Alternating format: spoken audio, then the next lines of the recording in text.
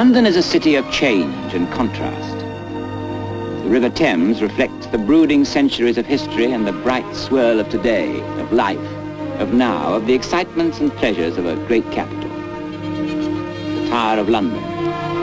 Splendours and miseries, deaths and fires. Music from royal barges and processions of kings.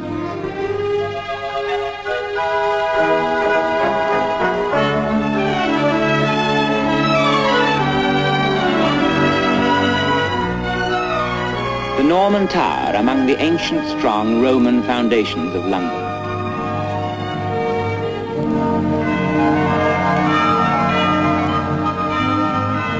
Sometimes you must look upwards for the contrast, and sometimes downwards.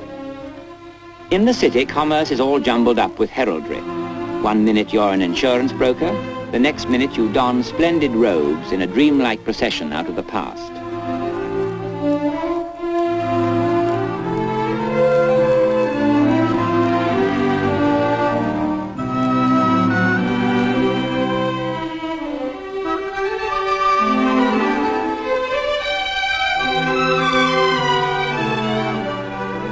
The poses were once to ward off the plague. Inside the classical banks are liveried messengers with top hats. But there are also newfangled devices such as telephones. You are at the heart of commerce. You are also at the heart of history.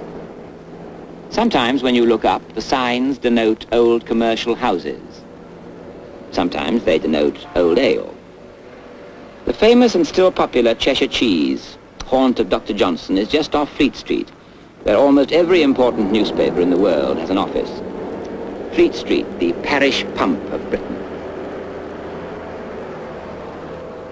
On the majestic steps of St. Paul's, the typists have an hour for lunch.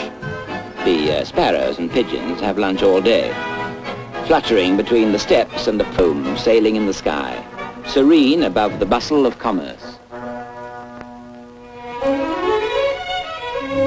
Change is always round the corner.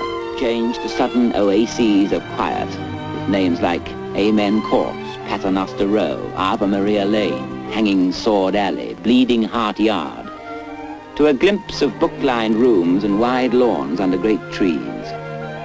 Here the lawyers live, thinking. Thinking here in the quiet, loving old gardens and old port. In these quiet gardens, the human tears in the witness box, the furious claims and counterclaims are distilled into precise legal terms. Here is the calm rule of law, but not calm for long. It's all in the papers. Round the corner is Fleet Street again, the street of change, of news, the street where they know everything a day or a month before we do. The mythical griffin guards Temple Bar, the traditional gateway to the city, the boundary between commercial and social life.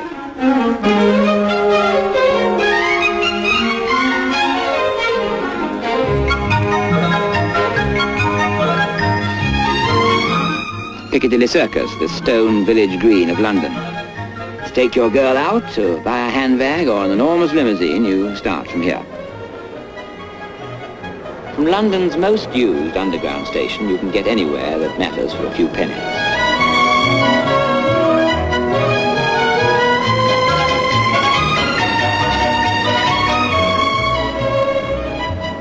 This is the West End, full of famous and discreet shops that sell fishing tackle or jodhpurs or downs. You can browse around in elegant arcades like long drawing rooms, or in Bond Street, one of the world's great shopping streets.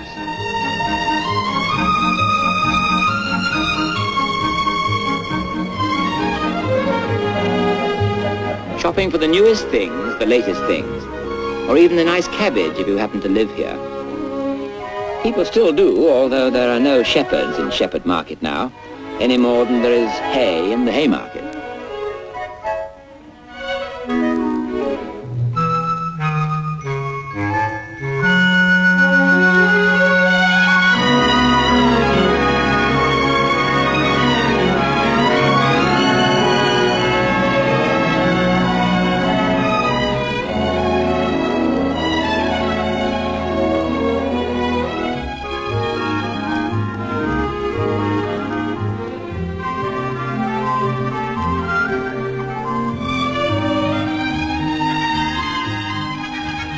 If you're in the mood, you can eat outside. You can change from British roast beef to the food of Italy or Greece or China. You can eat modestly, or you can eat like a Renaissance prince in his palace garden.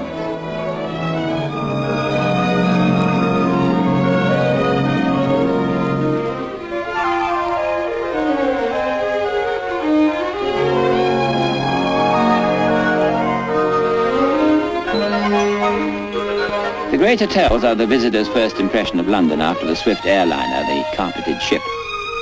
It's where you stop to sleep, to eat, to explore, to live. A few yards from the traffic lies a marvellous great calm of trees, a piece of English countryside at the very centre of our affairs.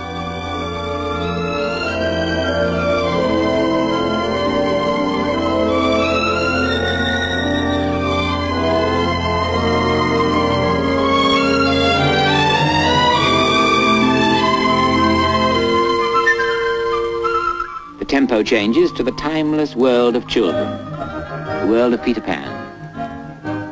Life moves peacefully beside the water.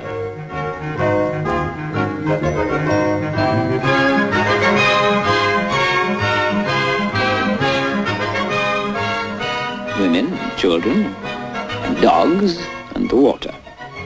A light, airy painting of summer.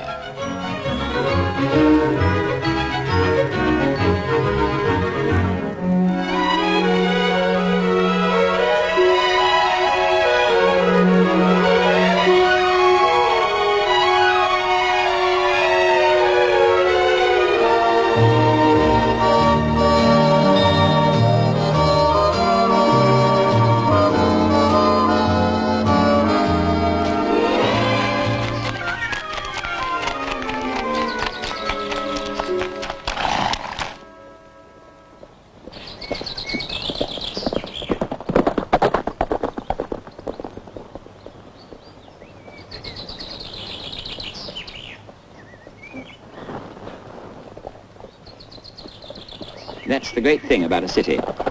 You wouldn't look twice at horse riders in the country, but here they're a spectacle, an entertainment. The whole park is a huge piece of stage country, as though it had been laid out overnight, to entertain. In a city of theatres, the open-air theatre is something special.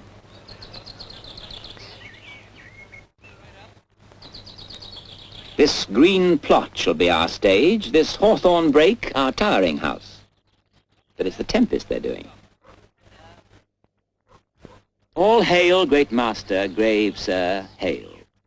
I come to answer thy best pleasure, be it to fly, to swim, to dive into the fire, to ride on curled clouds, to thy strong bidding, task aerial, and all his quality.